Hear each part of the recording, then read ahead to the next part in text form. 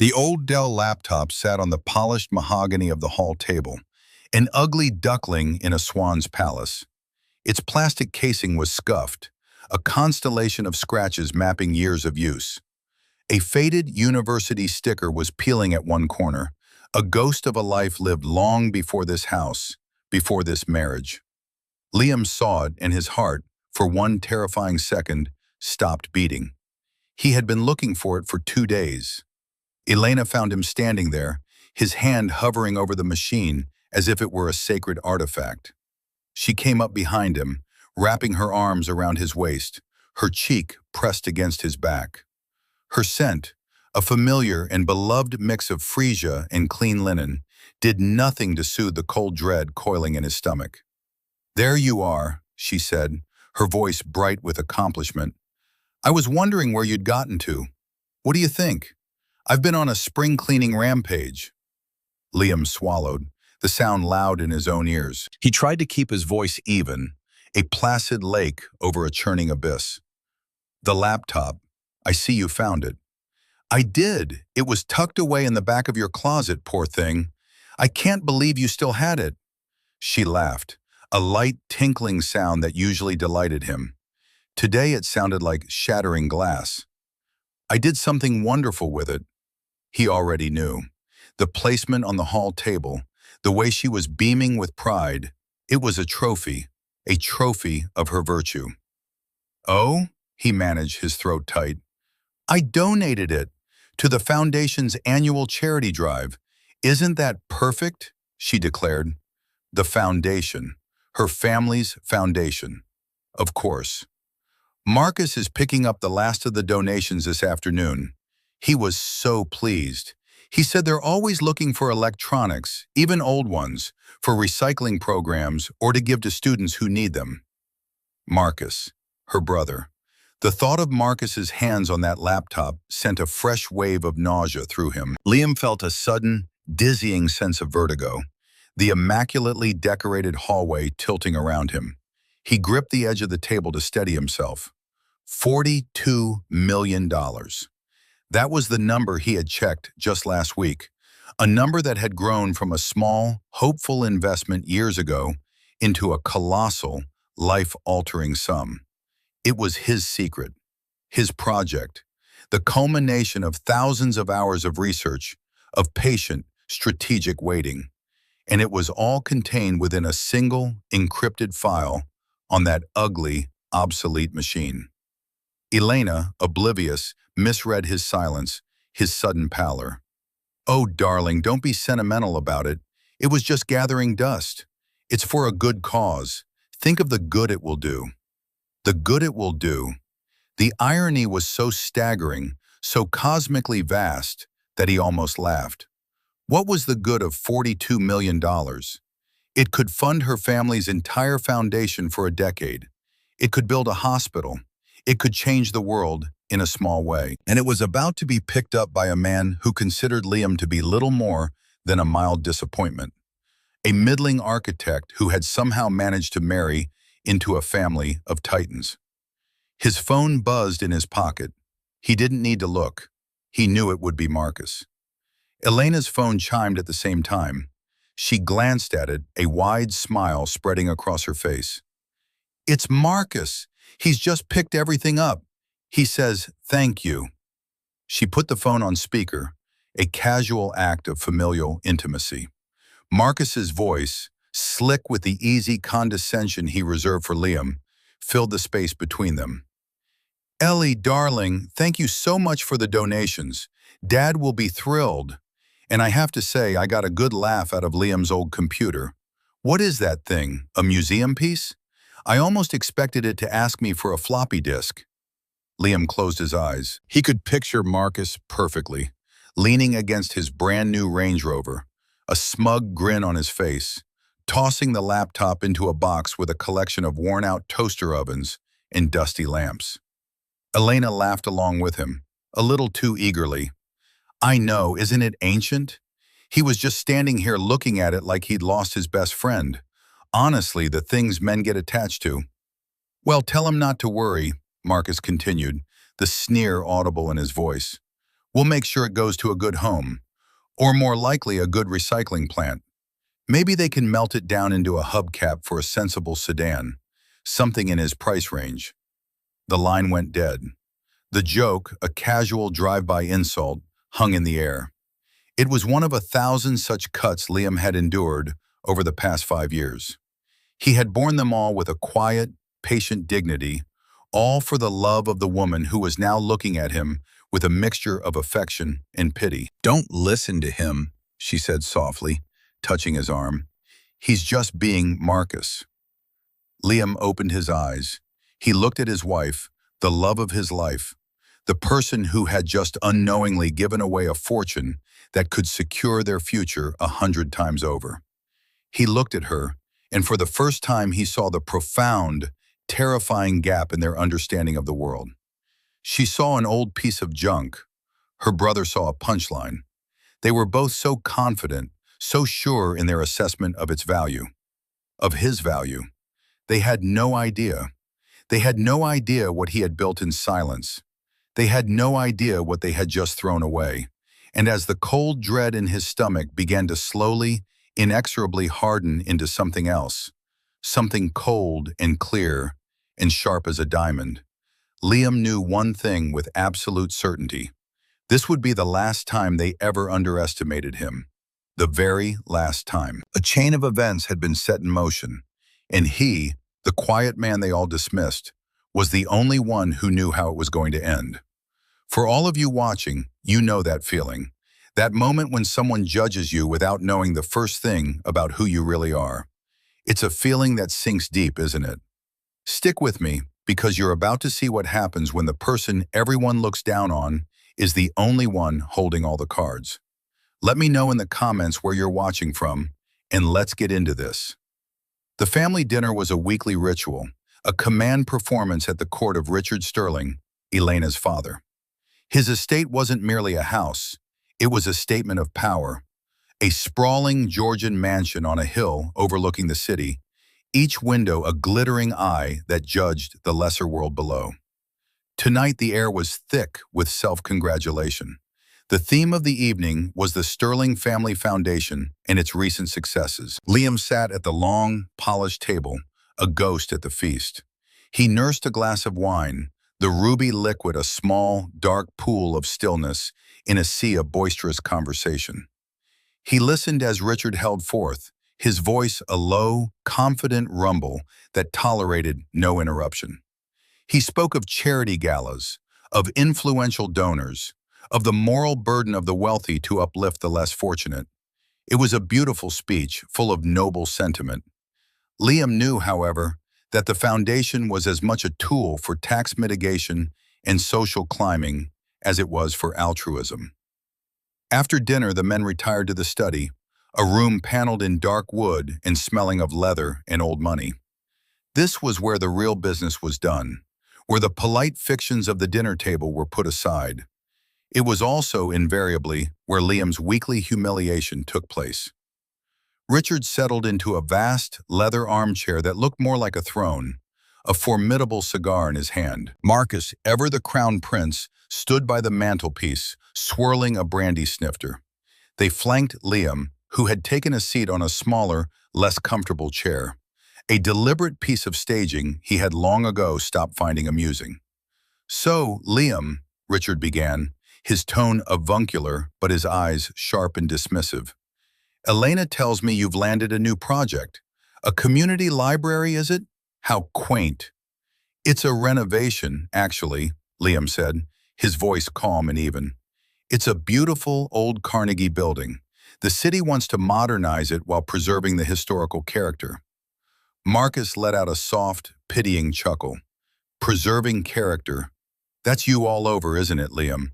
Always looking to the past, while we," he made a grand gesture that encompassed himself and his father, "are building the future." "Your work is important, Liam, in its own small way," Richard conceded, blowing a perfect smoke ring that drifted lazily toward the ceiling. "Every society needs its craftsmen. But you must understand, when we talk about building, we're talking on a different scale. Global logistics, international finance. We're moving continents while you're restoring a bookshelf. The insult was designed to be elegant, to land not like a punch, but like the slow, inexorable squeeze of a python. It was meant to diminish him, to remind him of his place in their world, a small, ornamental figure in the grand diorama of their success. For years, he had absorbed these comments, telling himself they didn't matter.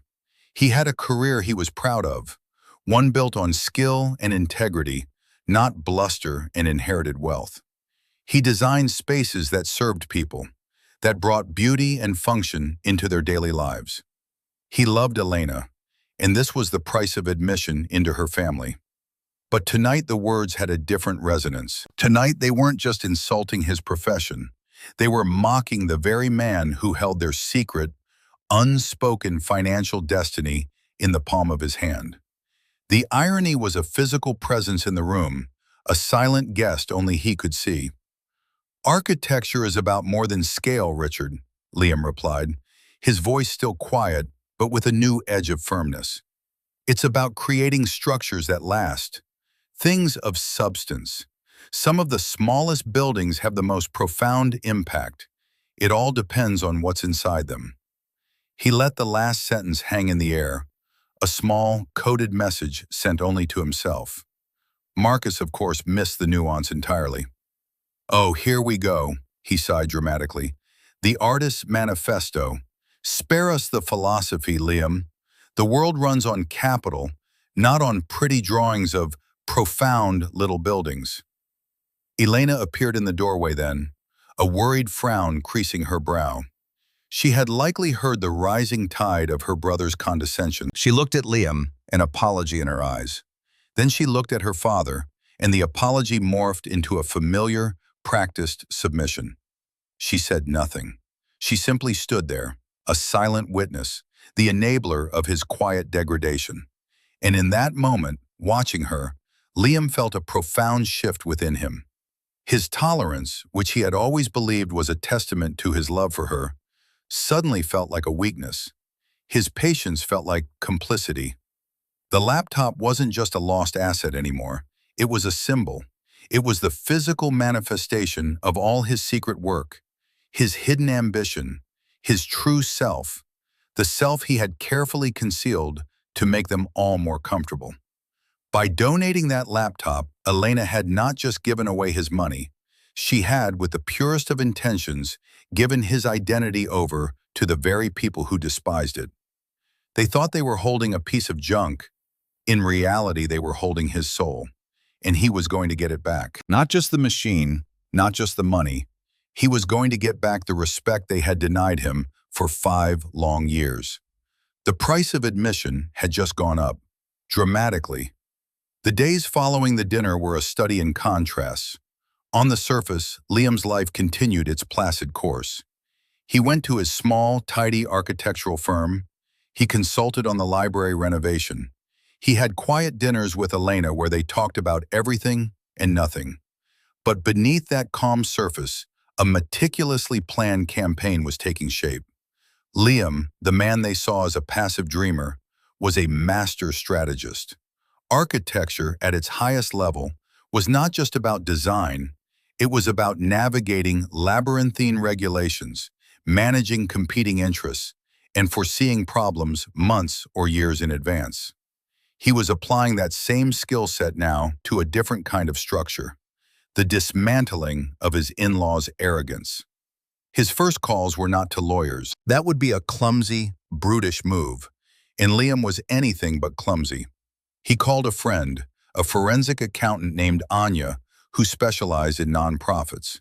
He didn't tell her the whole story, just that he was interested in the legal framework of charitable donations. "It's simpler than you'd think," Anya explained over the phone. "A donation is a gift, but for a non-cash gift over a certain value, there are forms, appraisals. The transfer of title isn't instantaneous. A lot of these smaller family foundations, they get sloppy. They treat donations like dropping coins in a bucket. But the law, if you look closely, sees it as a contract." A contract. The word resonated with Liam. A contract has terms, obligations, and most importantly, conditions for invalidation. He spent his evenings not sketching building designs, but poring over the Sterling Family Foundation's publicly available documents, their charter, their bylaws, their annual reports. It was all there, couched in dense legalese, a testament to the expensive lawyers Richard had hired to create it. And deep within Article 4, Section 3, he found it.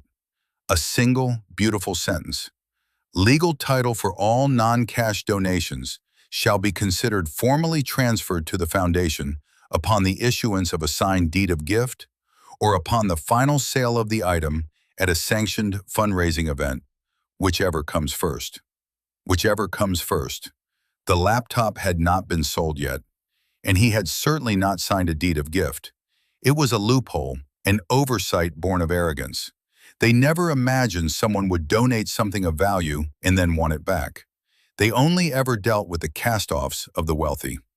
Meanwhile, in another part of the city, Marcus Sterling was basking in his own perceived brilliance. He stood in the cavernous warehouse where the foundation stored its auction items. With him was a junior board member, a sycophantic young man named Todd. "And this," Marcus announced, gesturing with a flourish toward the old Dell laptop, which sat forlornly on a folding table, "is my masterstroke." Todd looked confused. "The computer?" "Not just a computer, Todd. A symbol," Marcus said, picking it up. He felt its surprising weight. "It's a symbol of earnest, pointless effort. My brother-in-law's entire personality in a plastic shell. We're going to make it the opening lot at the gala, a little icebreaker. We'll call it something witty, like the vintage paperweight. We'll get a good laugh, the crowd will loosen up, and then we hit them with the big-ticket items. It's showmanship." He tossed the laptop onto a pile of old tablecloths. He didn't notice the slight crack that appeared near the hinge. He was too busy admiring his own cleverness. Later that evening, the showmanship was gone. The real motivation for the upcoming gala was laid bare in the tense quiet of Richard's study. "The numbers from Q2 are worse than I thought," Richard said, his voice strained. He slid a financial report across his vast desk toward Marcus. "Bridgewater is calling in their loan. They know we're over-leveraged." Marcus scanned the columns of red ink. "The gala will fix it," he said, his bravado sounding hollow even to himself. "We have Henderson attending. If we can get him to commit to a major donation, it's a signal to the market. It'll buy us time. We can use his name to secure a new credit line." "It's not just about time, Marcus," Richard snapped, his composure cracking. "We need a lifeline. This entire enterprise, the business, this house, the foundation, it's a house of cards. The gala has to be more than a success. It has to be a triumph. We need to project an image of unassailable wealth and influence. The illusion has to be perfect." The illusion. Liam, miles away in his quiet study, smiled grimly as he highlighted the bylaw on his screen. They were building a house of cards, obsessed with the illusion of strength. He, on the other hand, was a man who built with steel and stone. He understood the importance of a solid foundation, and he had just found the critical flaw in theirs. The structure they had built was about to come crashing down. He printed a copy of the bylaw, his movements precise and deliberate. The quiet preparation was over.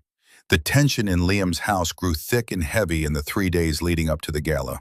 It was a silent, creeping thing, a fog of unspoken words that settled in the spaces between him and Elena. She could feel his distance, his preoccupation, but she mistook it for a lingering sulk over the laptop. Her attempts to soothe him only highlighted the chasm between them. "Darling, you've barely said 2 words all evening," she said, coming to stand behind his chair in the study. He was staring at his computer screen, but not at the architectural software he usually had open. It was a simple word processor. "Just thinking," he replied, not turning around. "Are you still upset about that old thing? I promise once the gala is over and you see how much good the foundation does, you'll forget all about it."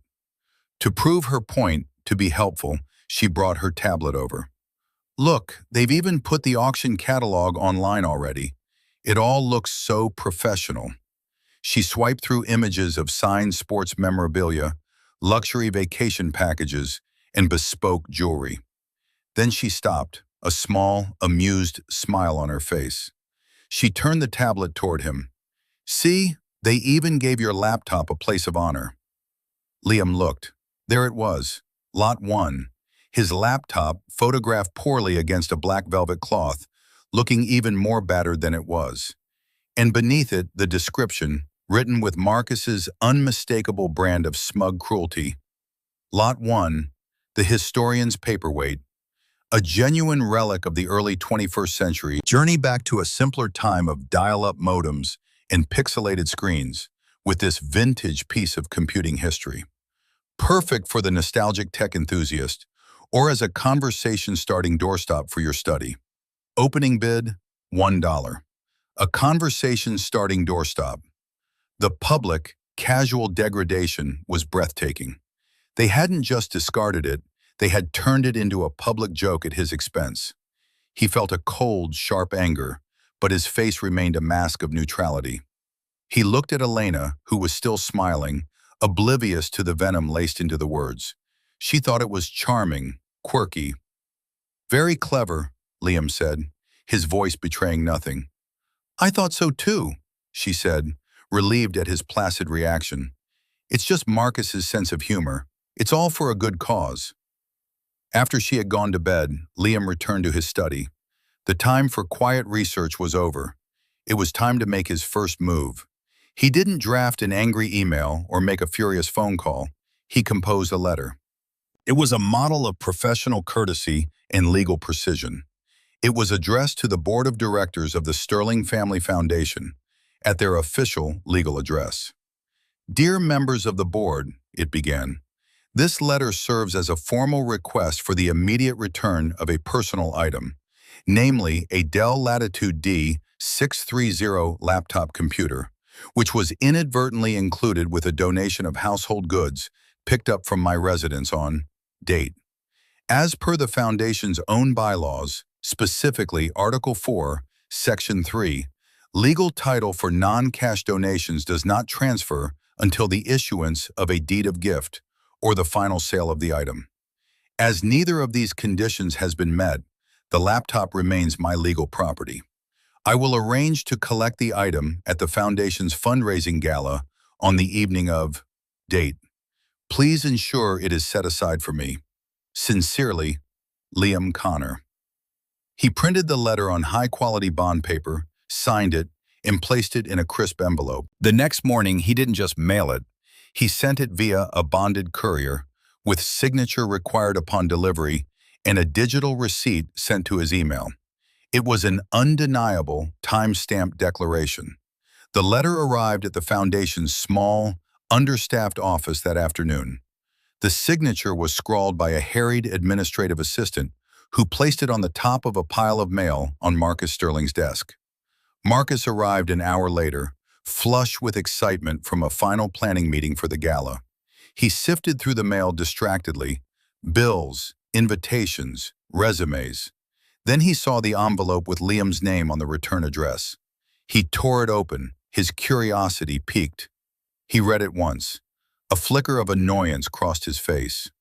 He read it a second time, and the annoyance curdled into derisive laughter. He couldn't believe the audacity, the sheer pettiness of it all.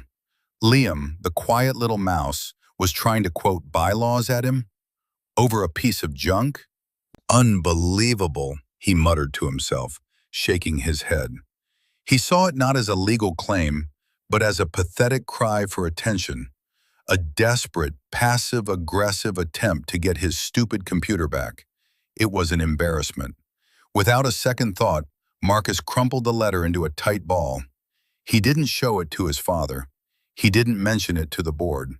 He tossed the crumpled paper into the wastebasket next to his desk, an act of supreme, unthinking arrogance. He had dismissed the most important document he would ever receive as if it were trash. It was his fatal flaw, the blind spot born of a lifetime of privilege. He believed Liam was beneath his notice. He could not have been more wrong. That night, the night before the gala, Liam sat in his study. The house was still and silent. He wasn't looking at the Foundation's bylaws anymore. On his screen were the blueprints for the Shardlight Tower, a breathtakingly ambitious skyscraper set to redefine the city skyline. It was a project he had won months ago under a corporate pseudonym, a secret triumph he had savored in private. The contracts were signed, the funding secured, the groundbreaking just weeks away. It was the kind of legacy-defining work Richard and Marcus could only dream of influencing. He minimized the screen and looked at his desk. Beside his keyboard sat a single, small, unassuming key. It wasn't a house key or a car key. It was the key to a safe deposit box. Inside that box was a notarized, ironclad affidavit of ownership for the cryptocurrency wallet, printed records of its creation, and the original, encrypted recovery seed phrases. Everything one would need to prove, beyond any shadow of a doubt, who the $42 million belonged to. He picked up the key, its cool metal a comforting weight in his hand. The quiet before the storm was almost over. Tomorrow the wind would begin to blow. The ballroom of the Grand Excelsior Hotel was a symphony of opulent excess. Crystal chandeliers, each the size of a small car, cast a dazzling, splintered light over a sea of black ties and glittering gowns. The air hummed with the low thrum of powerful people talking about powerful things. Money, politics, and tonight, the hollow pretense of charity. Liam arrived alone. Elena had gone ahead with her parents, caught up in the pre-gala whirlwind of her family's making. He had insisted on meeting them there, a small act of separation that was the first step in a much larger one. He wore a tuxedo of charcoal gray, a custom piece tailored to perfection. It was understated, elegant, and far more expensive than anything Marcus owned, a detail Liam knew would be lost on them. They saw the quiet color, not the flawless cut. They saw the man, not the substance. He handed his coat to an attendant and stepped into the glittering fray. He didn't search for his wife. He scanned the room with a calm, purposeful gaze, his architect's eye taking in the layout, the flow of people, the key players. He spotted them near the grand, flower-decked stage, Richard and Marcus holding court. They were with a silver-haired man Liam recognized from the financial pages, Arthur Henderson, a notoriously ruthless investor, the man they were counting on to save their crumbling empire. Liam did not approach immediately. He moved to the bar, ordered a glass of sparkling water, and waited. Patience was his greatest weapon, a virtue his in-laws mistook for passivity. He watched them work, Richard with his practiced patrician charm, Marcus with his eager, slightly desperate energy. They laughed, they gestured, they sold the illusion of their own success with the skill of seasoned performers. Finally, Henderson nodded, shook their hands, and moved away, swallowed by the crowd. Now, Liam moved through the room with an unhurried grace that parted the throngs before him. He reached the small circle of space Richard and Marcus still occupied, the afterglow of their important conversation still clinging to them. "Richard, Marcus," he said. His voice was not loud, but it cut through the ambient noise with quiet authority. They turned, and their expressions shifted in a familiar, predictable sequence. Surprise, followed by a flicker of annoyance, settling into practiced condescension. "Liam," Richard said, his smile tight, "you made it. Elena was just looking for you." It was a subtle reprimand. "You are late. You have kept your wife waiting." Marcus clapped him on the shoulder, a gesture that was meant to look friendly, but was really an assertion of dominance. "Cutting it a little fine, aren't we?" "Don't worry, you haven't missed your big moment. The historian's paperweight is still set to kick things off." He winked at his father. Liam did not react to the jibe. He looked from Marcus's smug face to Richard's impatient one. "I'm not here for the auction," he said, his voice level. "I'm here to collect my property." The silence that followed was infinitesimal, but Liam felt it. It was the sound of a gear grinding, of an expectation not being met. Then they laughed. It was not a small chuckle. It was a full-throated, disbelieving laugh. Richard tipped his head back, his face creased with mirth. Marcus's laughter was sharper, a mocking bark. "Oh, Liam," Marcus sputtered, wiping a tear of mirth from his eye. "You're not still on about that, are you? My God, the persistence. I'll give you that." "Let it go, son," Richard said, his tone that of a man explaining a simple concept to a child. "It's for charity. It's a wonderful gesture. Don't spoil it by being petty." "I'd be happy to bid on it for you," Marcus offered, his generosity a weapon. "I'll even let you have it for $10. My treat. Then you can take it home and, I don't know, boot it up and play Minesweeper." Liam waited for their laughter to subside. His expression did not change. His calm was a wall against which their mockery broke and dissipated. When they were finally quiet, looking at him with expectant pity, he spoke again. "It is not a donation," he said, enunciating each word with chilling precision. "It was taken in error. It remains my legal property, and I am retrieving it. As per the formal, registered letter I sent to this foundation 3 days ago. The one you received and signed for at 2:14 p.m. on Tuesday, Marcus. The one you chose to ignore." The smile on Marcus's face froze. The casual mention of the exact time, the specific method of delivery, it was a small, hard stone of fact thrown into the placid pond of his arrogance. For the first time, a flicker of uncertainty appeared in his eyes. Richard's amusement vanished, replaced by irritation. The scene was taking too long. It was veering off script. "Liam, this is neither the time nor the place. You are embarrassing yourself. Now go and find your wife and try to enjoy the evening." "The time and place were of your choosing," Liam replied, his gaze unwavering. "You chose to list my property for public auction. I am choosing to reclaim it. This can be very simple, or it can be very public. The choice is yours."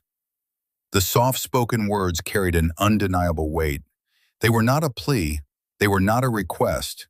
They were a statement of intent, delivered with the serene confidence of a man who knew, with absolute certainty, that he held a royal flush while his opponents were bluffing with a pair of twos. The game had begun. Richard Sterling was a man accustomed to controlling every room he entered. He did it with his wealth, his booming voice, his sheer physical presence. But now, standing before his soft-spoken son-in-law, he felt that control slipping away like sand through his fingers. Liam's unnerving calm was more destabilizing than any shouting match. "Don't be absurd," Richard scoffed, trying to reclaim his authority. "You're making a scene over a piece of old plastic. What could possibly be so important about a defunct computer that you would risk humiliating my daughter and my family at our most important event of the year?" Liam met his gaze. The moment had arrived. The quiet bomb he had been carrying for years was ready to be deployed. He did not raise his voice. He did not gesture. He simply spoke the truth, letting the words land with their own devastating weight. "That piece of old plastic," he said, his voice as soft as dust, "contains a hard drive. On that hard drive is an encrypted file which serves as the key to a digital wallet. As of this morning, the contents of that wallet are valued at just over $42 million. Silence. It was not a normal silence. It was a vacuum, a sudden, total absence of sound and air, as if Liam's words had sucked all the oxygen out of their immediate vicinity. The distant chatter of the party, the clinking of glasses, the soft music, it all faded into a dull, irrelevant roar. Richard and Marcus just stared. Their faces were frozen in identical masks of blank incomprehension. It was Marcus who broke the spell, with a short, nervous snort of a laugh. "42 million, he repeated, the words sounding alien in his mouth. "Right, and I'm the King of England." "What are you talking about, Liam? 42 million what? Monopoly money?" Liam didn't reply to the jibe. He had anticipated their disbelief. He had come prepared. He calmly reached into the inner pocket of his tuxedo jacket and removed his phone. With a few taps, he brought up a blockchain explorer app, the screen showing a public wallet address and its real-time contents. The number was stark and undeniable in glowing green digits. $42,174,381.52. He held the phone out. This is the public ledger for the wallet. It's transparent. Anyone can see it. But only the person with the key on that laptop, can access it. Marcus squinted at the screen, his mind refusing to process what his eyes were seeing. Richard's face had lost its ruddy, confident color. He looked pale, almost gray, under the brilliant light of the chandeliers. This is a trick, Richard stammered, his voice a hoarse whisper. Some kind of app, a prank. It's no prank, Liam said. He then reached into his jacket pocket again and produced a folded document. It was a crisp, notarized copy of the affidavit from his safe deposit box. He unfolded it and held it for them to see. The legal language was dense, but the key phrases were impossible to miss. Affidavit of ownership, digital wallet address, encrypted asset key, and his own name, Liam Connor, signed at the bottom next to a notary seal dated 2 years prior. This is a copy, Liam explained, his voice a calm counterpoint to the chaos erupting in their minds. The original is in a bank vault, along with several other pieces of corroborating evidence. My lawyer has a copy as well. He also has a copy of the registered letter you threw in the trash, Marcus. He's on standby, waiting for my call. The shatter. It was a visible thing. The carefully constructed facade of their world, their confidence, their superiority, it didn't just crack, it exploded into a million pieces. Marcus's smug grin had dissolved into a slack-jawed mask of horror. He looked from the phone to the document to Liam's face, his eyes wide with the dawning, sickening realization of the magnitude of his mistake. Richard Sterling, the titan of industry, the man who moved continents, swayed. He put a hand on a nearby table to steady himself, his knuckles white. The cigar he had been planning to enjoy later seemed a distant memory from another lifetime. $42 million, a sum that could solve every single one of his crushing financial problems. A sum that could save his company, his home, his legacy. And his arrogant, foolish son had tossed it in a box like garbage. His brother-in-law, the man he had dismissed as a quaint craftsman, was a titan of a different sort, one who had been operating in their midst, completely unseen. The laughter was gone. The mockery was gone. All that remained in the opulent ballroom was the terrifying, world-altering silence of a truth that could no longer be denied. The first sound to break the horrifying silence was a choked, gasping noise from Marcus. "No," he whispered, shaking his head in frantic denial. "No, no, no. This is a joke. It has to be a sick joke, Liam. A really, really sick joke." Richard, however, was older and in this moment wiser. He saw the cold, hard certainty in Liam's eyes. He saw the undeniable proof on the phone and the legal document. He knew, with the gut-sinking certainty of a gambler who has just lost everything on a single turn of a card, that this was real. The blood rushed back to his face in a hot, painful wave of panic and fury. He grabbed his son's arm, his fingers digging into the expensive fabric of Marcus's jacket like talons. "Be quiet, you fool," he hissed, his voice a venomous whisper. His entire demeanor then underwent a transformation so complete it was grotesque. The condescending patriarch vanished, replaced by a desperate, fawning sycophant. He turned to Liam, his face a wretched mask of forced cordiality. "Liam, my boy," he began, the endearment sounding obscene. "There has been a terrible, terrible misunderstanding. A clerical error, of course. That's all this is." He forced a ghastly smile. "Of course you can have your property back. Right now. We'll get it for you this instant." He turned his wild-eyed gaze back to his son. "Marcus, go. Go to the back room and get the laptop. Now!" Marcus, paralyzed by the sheer scale of the catastrophe he had caused, just stared at his father. Liam watched this pathetic, frantic performance without a flicker of expression. He had imagined this moment 100 times, but the reality was even more satisfyingly wretched than he had envisioned. When Richard had finished his desperate plea, Liam delivered his response. A single word that landed with the force of a physical blow. No. It stopped them cold. Richard's jaw, which had been working to form more placating words, snapped shut. What do you mean, no?" he stammered. "I mean, no," Liam repeated, his voice still quiet, yet it owned the space around them. "We are not going to scurry into a back room and pretend this didn't happen.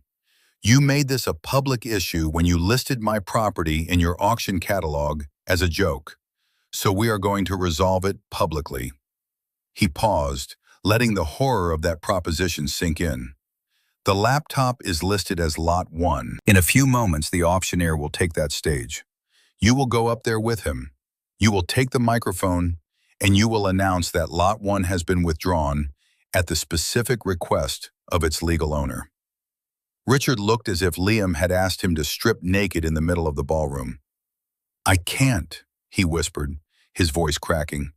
"Liam, you can't ask me to do that. It would be humiliating. It would undermine the entire auction. It would make us look like fools. Henderson, everyone is watching."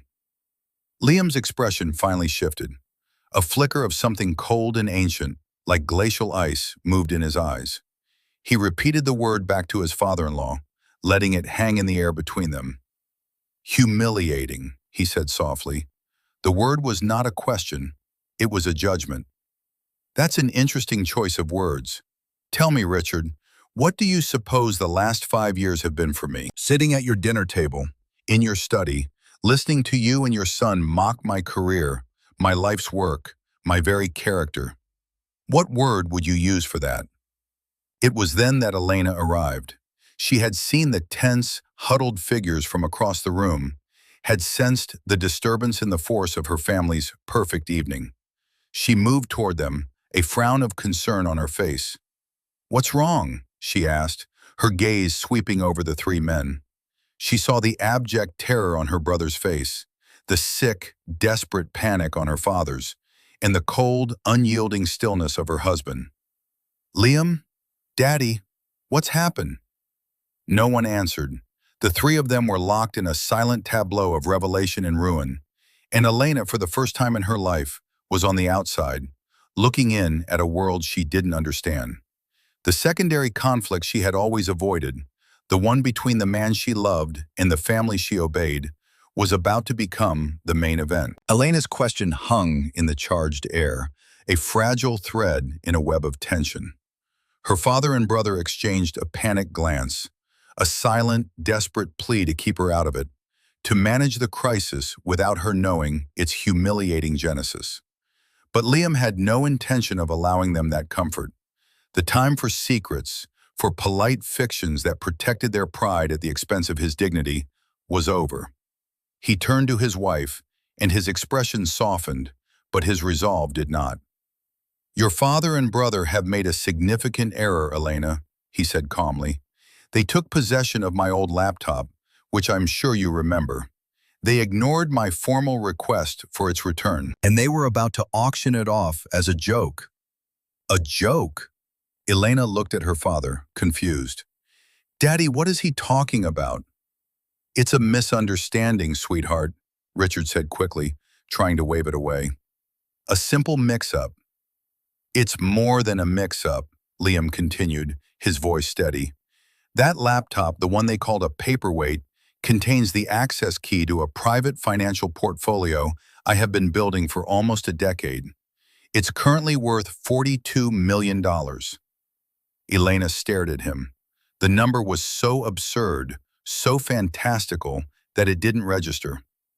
42 million? She whispered, looking from Liam's serious face to the sheer panic etched on her father's and brothers. And in their expressions, she saw the horrifying truth. This wasn't a lie. This wasn't an exaggeration.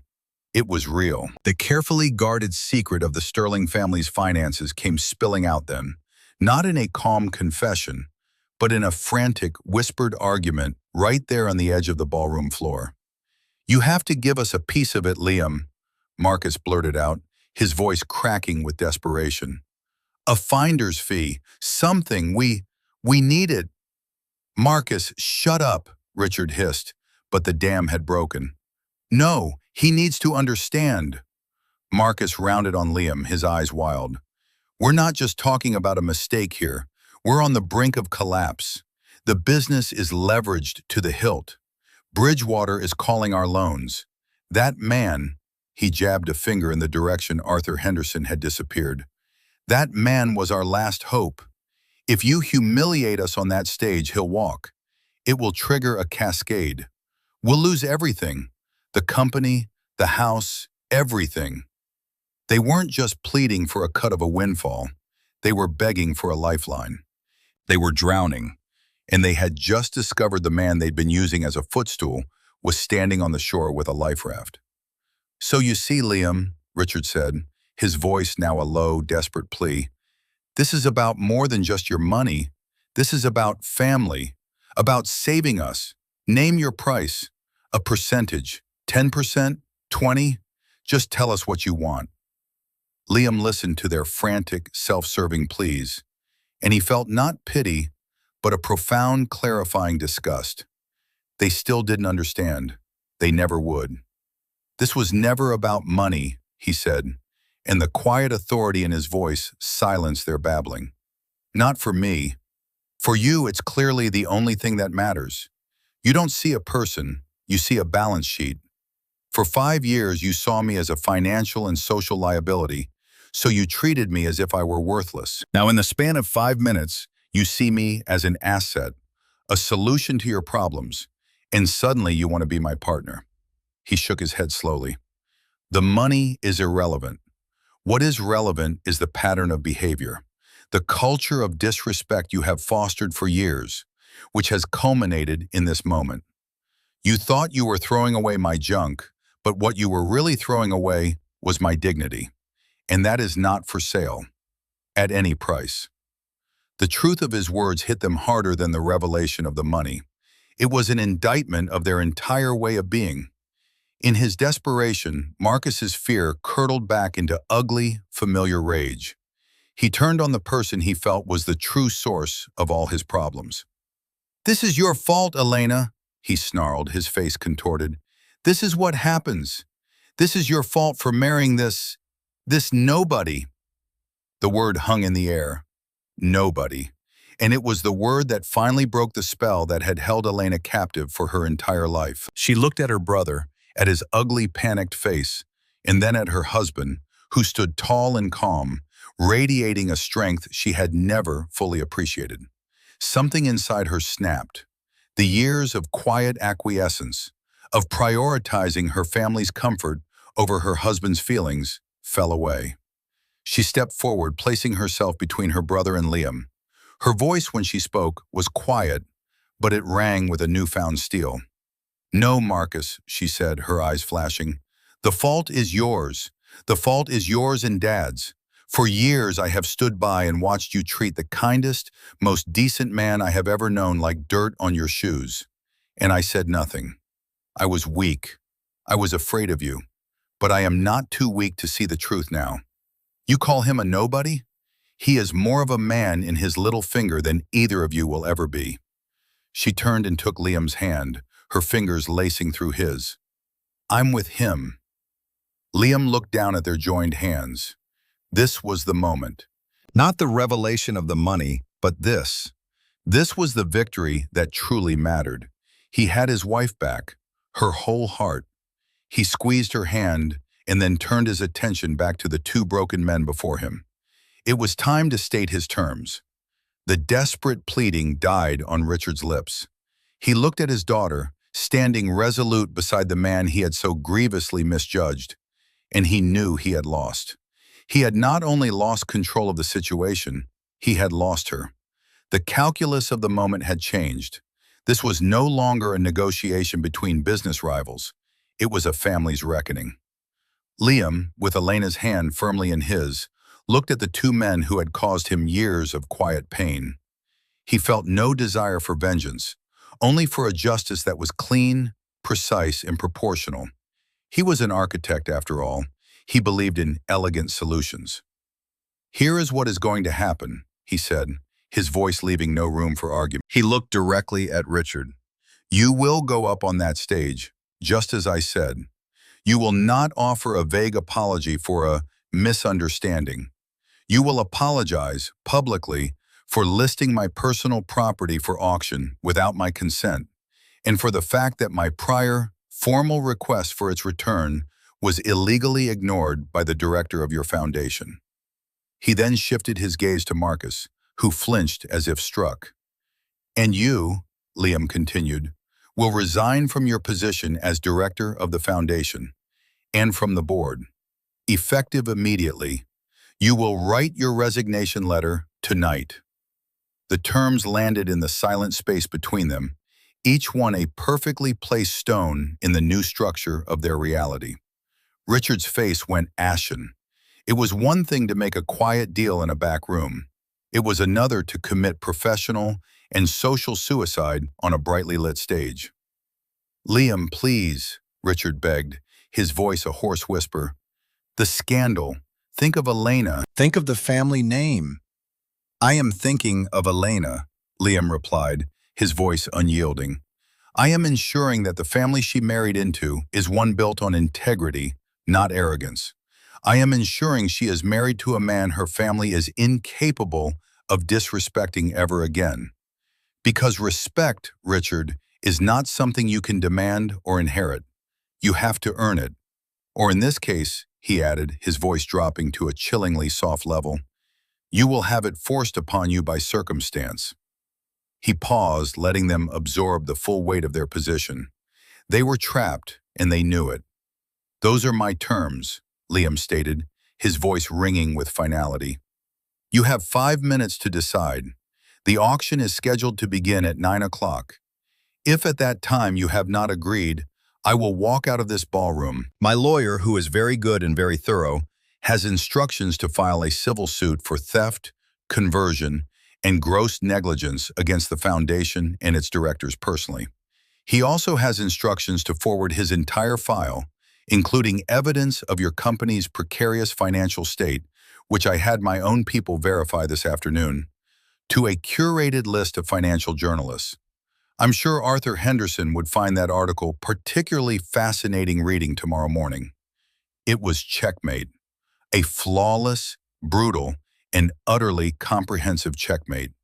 He had anticipated every move, countered every possibility.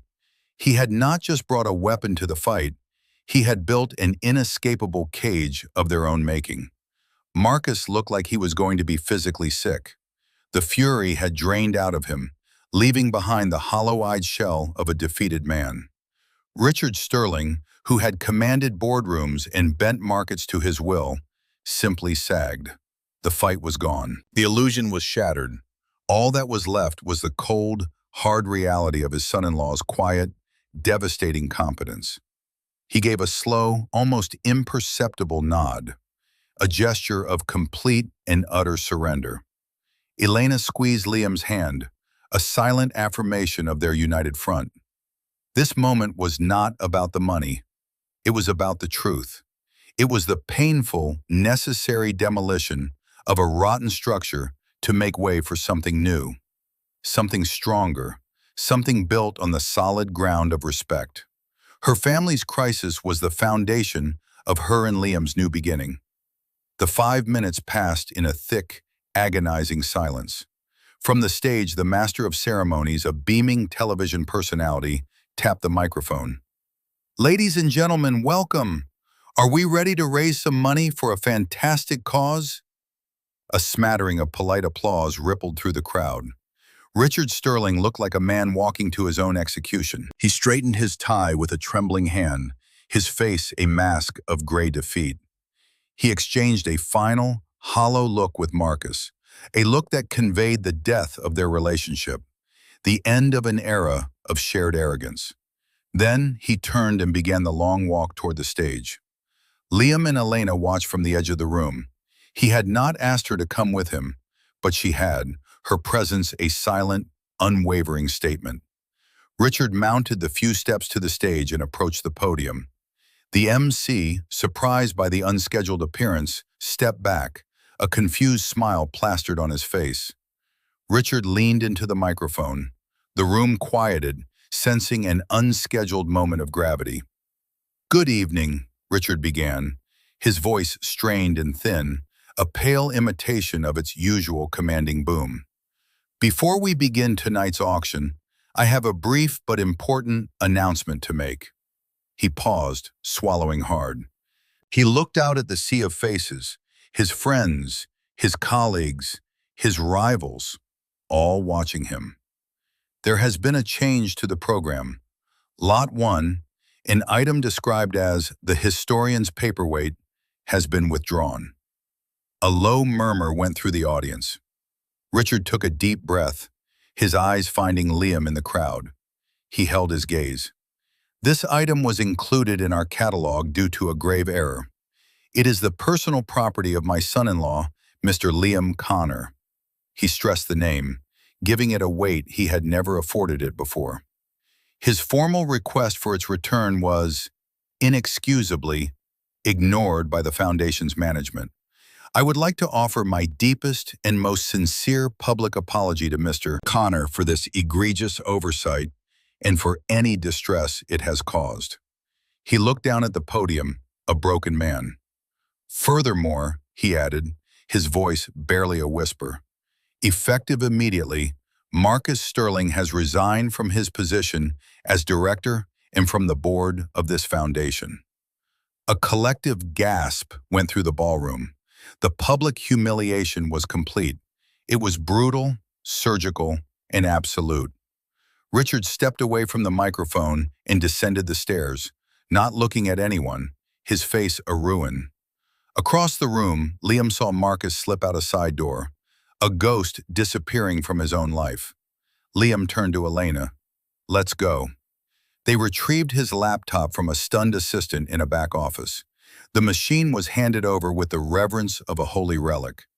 Holding it under his arm, Liam and Elena walked out of the Grand Excelsior Hotel, leaving the wreckage of her family's pride behind them. They didn't look back. The drive home was silent, but it was not the tense, uncomfortable silence of the past few days. It was a calm, contemplative silence. The city lights slid past the car windows, painting fleeting patterns on Elena's face.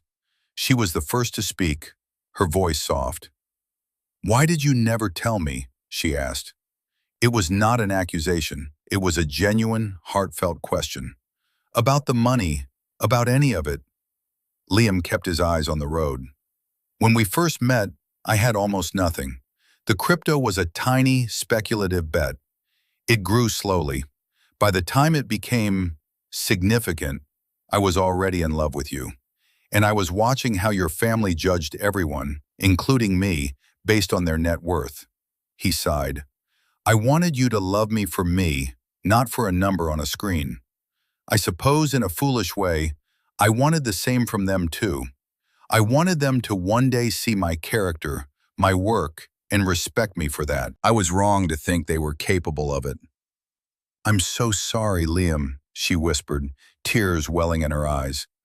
"I was a part of it. By being silent, I let them." "We were both silent in our own ways," he said, reaching over and taking her hand. "But we're not anymore." In the weeks that followed, the world shifted. The Sterling business empire, deprived of its last chance for a capital infusion and rocked by the public scandal, crumbled. It didn't happen overnight, but the end was swift and inevitable. Liam, through an anonymous legal entity, purchased their outstanding mortgage from the bank. He didn't save their company, that was the price of their hubris. But he did save their home. ensuring Elena's parents wouldn't be thrown out onto the street. It was not an act of forgiveness, but an act of closure, a final, clean cut. Liam's own world expanded. The Shardlight Tower project was announced, with his name and firm proudly attached. The quaint craftsman was suddenly revealed as a visionary, a major force in his field.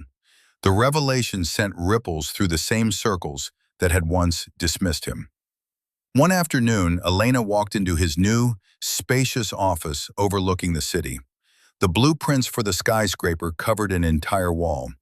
On a simple bookshelf, nestled between volumes on architectural theory, sat the old Dell laptop. It wasn't plugged in. It was just an object.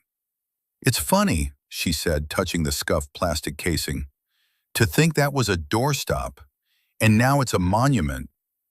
Liam came and stood beside her, putting his arm around her.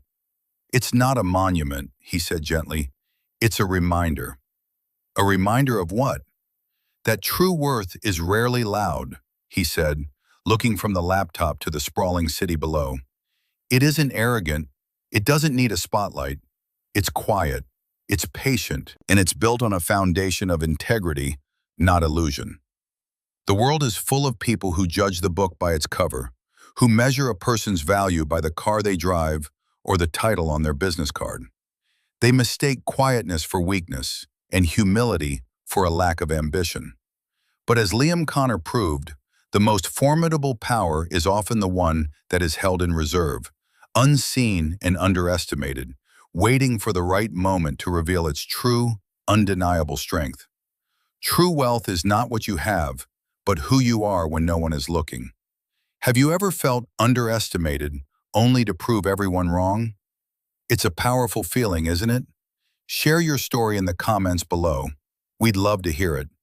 And if you enjoyed this journey of vindication, please give this video a like and subscribe for more stories that remind us that still waters often run deepest. Thanks for watching.